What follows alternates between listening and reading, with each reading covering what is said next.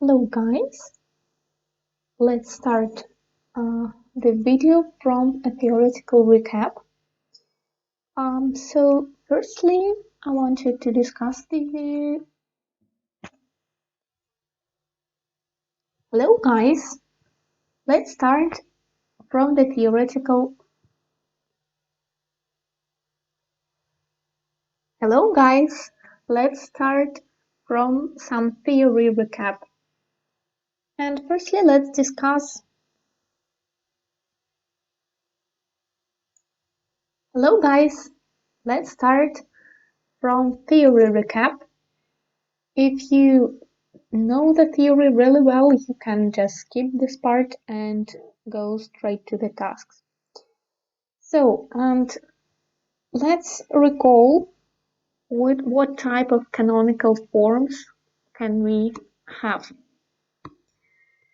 So, if you have something plus something equals to 1, it will be an ellipse. If you have x squared with coefficient minus y squared with coefficient is equal to 1, it will be hyperbola. Y is equal ax, it is parabola. And this, for example, is an empty set, and here is no solutions because x squared is positive, y squared is positive. It cannot give us the negative result. So there are also some degenerate forms. For example, this one, which is equal to 0, it's 1 point. It will be in the origin of the coordinates. Here you can see the difference of two squares. You can use the formula and receive these two parts. And as you can guess, it is two lines, nothing special. Here again, you can see the difference of x squared and a squared, and again it will be just two lines. Here again we don't have any solutions because if of course x is non-zero and a is non-zero, so and x squared is equal to 0 is just a vertical line. Now let's talk about sets and functions. So the first thing you need to know is inclusion. It means that A belongs to B. So if you look at the picture, you can see that the A is inside the B area. The second thing you need to know is union. It means, in terms of A and B, it means A or B. So in here you can see that we will select all the area where we have either A or either B. And intersection of A and B basically means A and B. We need to find the area where A and B are intersected. Set difference means A excluding B. So we need to select the area with A but without B part. So we exclude this little area here and we have only this part. And yes, here are some kind of rules for sequences and functions. So firstly, how to differentiate a sequence from the function. So if you have n in the limit, it's a sequence. If you have x in the limit, it's a function. So for sequences, we need to compare the highest power of the numerator and the highest power of the denominator. So if you don't understand anything, I will repeat it in 3 minutes in Russian. So now I'll explain it in English and then in Russian. So we compare the highest power of the numerator and the highest power of the denominator. So I can write here like an example. So if I have something like 3n squared, and here I have n, and we need to find the limits when n converges to infinity, let's say. And so what do I mean by the highest power of the numerator? So in this case, the highest power of the numerator is 2, while the highest power of the denominator is 1. So we compare these two numbers, and if the highest power of the numerator is greater than the highest power in the denominator, our limit will be 0. The second case, when the highest power of the numerator is less than the highest power in the denominator, our limit will be infinity. If the highest power of the numerator is equal to the highest power of the denominator, we should take the coefficients before these highest powers. So, for example, we have limit n is converging to infinity, and here we have, for example, 4, and third power, here we have like 3, and in the third power.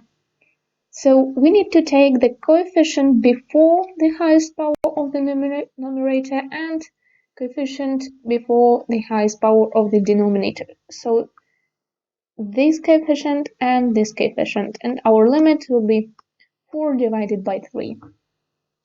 So of course, you see, it's very easy to find the limit when we have like only one part here. So for the more complex cases, you need to do something in numerator and denominator, and then receive some simple case and solve it by this. So, speaking about functions, here the rule is completely the opposite. If we have that the highest power of the numerator is greater than the highest power of the denominator, the limit will be 0. For example, if we have limit x converges to infinity, and here we have 3x squared divided by 2x. The highest power of the numerator is 2. The highest power of the denominator is 1, and the limit will be 0. And the second case, when the highest power of the numerator is less than the highest power of the denominator, so the limit will be infinity. So now in Russian,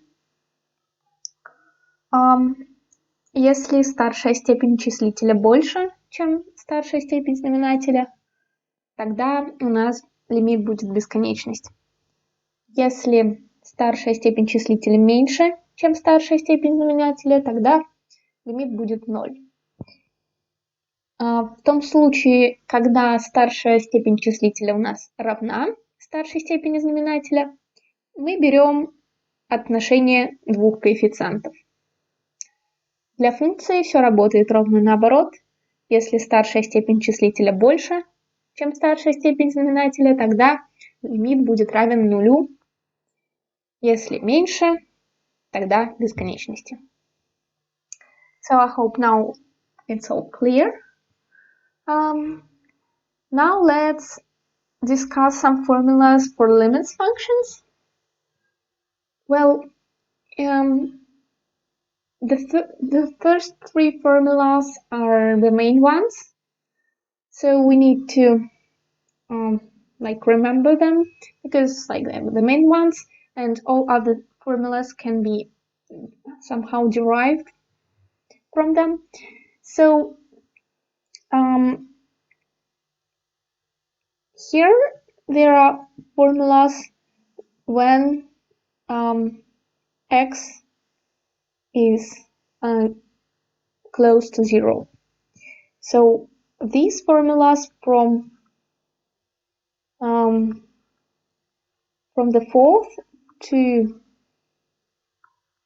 11th ones are only applicable to limits where x is close to 0. So please keep this in mind. So we can replace sine x by x. We can replace cosine x minus 1 by minus x squared divided by 2. We can replace natural logarithm 1 plus x by x. We can replace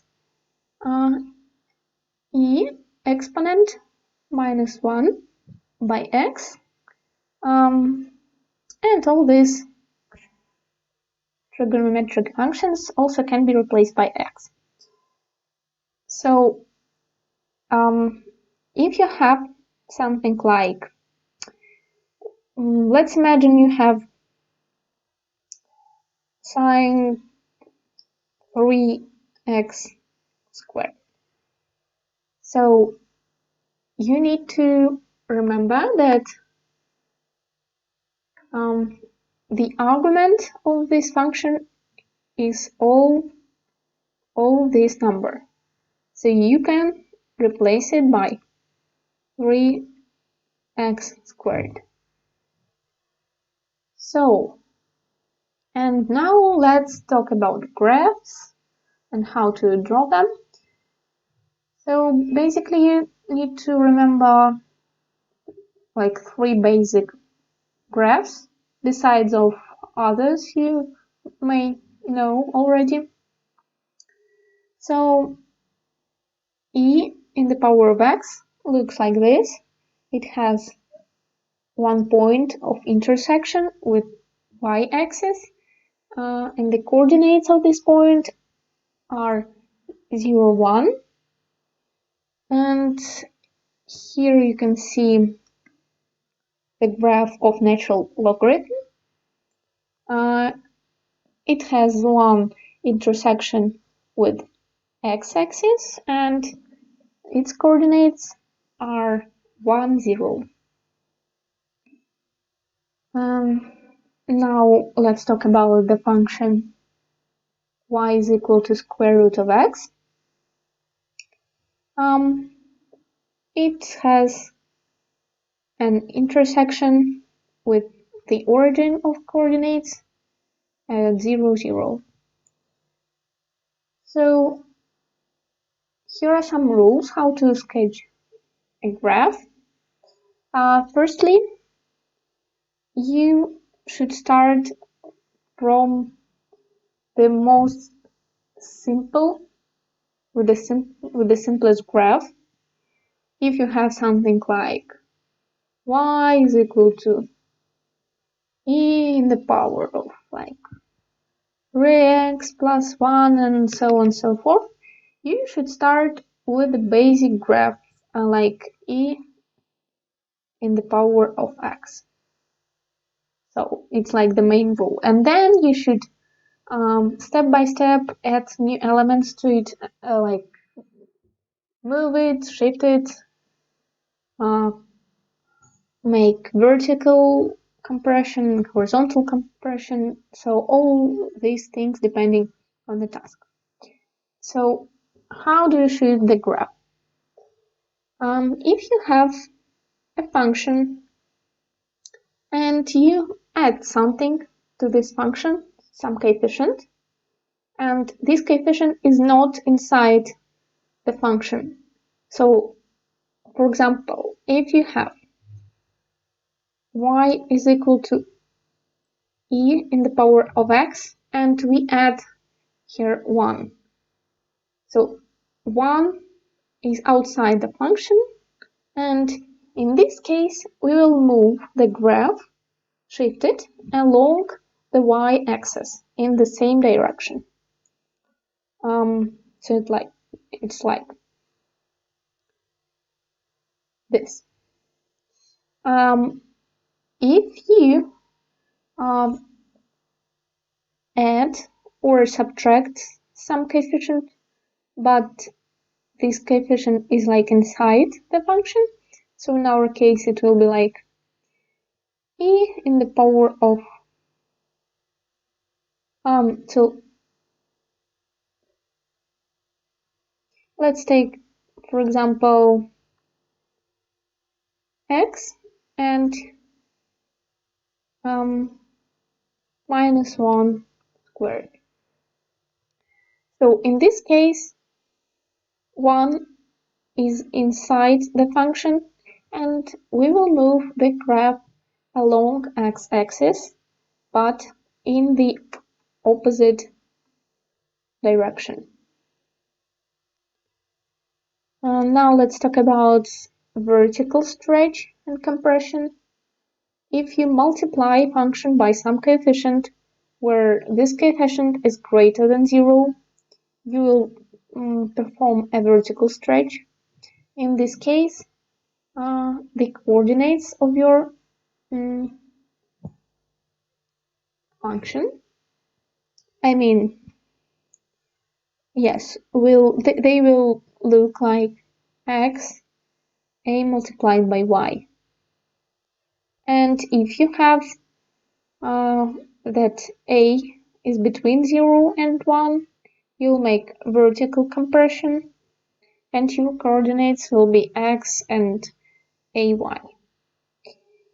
Speaking about horizontal stretch and compression, if you multiply a function by some coefficient b, and it's like inside the function, or b greater than 0, you would like to divide x by b, and y coordinates will stay the same. As for b, which is between 0 and 1, you will also divide x by b, and it will be a horizontal stretch. Now let's talk about modules, how to find the module of the function.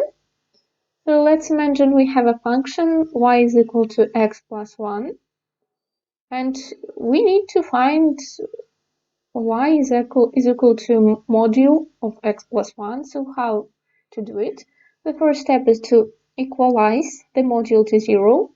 So we just write that module x plus 1 is equal to 0, and we need to find x. X is equal to minus 1 in this case, because if we put minus 1 here, the module will be equal to 0.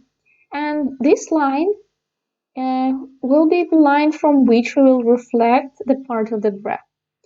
So if we draw this line, it will be here, and our graph will reflect at the point where our initial graph